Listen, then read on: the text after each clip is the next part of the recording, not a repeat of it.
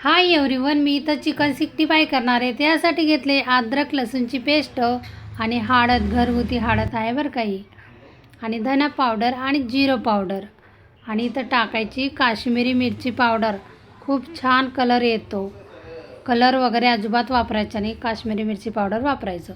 थोडं तेल टाकायचं, चवीपुरतं मीठ, आणि आता मस्त ताजा कढीपत्ता टाकायचा आणि टाकायचं मक्याचं पीठ. आणि मक्याचं पीठ टाकून चांगलं एकजीव करायचं. काही लोक कॉर्नफ्लॉवर म्हणतात, काही मक्याचं पीठ म्हणतात.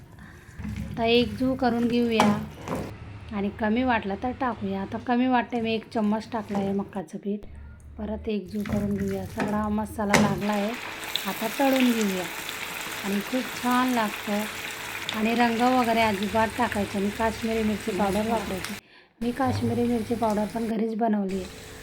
ओरिजिनल हळद घरी बनवली, काश्मीरी मिरची पावडर घरी, धना पावडर सगळं मी घरीच बनवते, बाहेरचं अजिबात घेत नाही.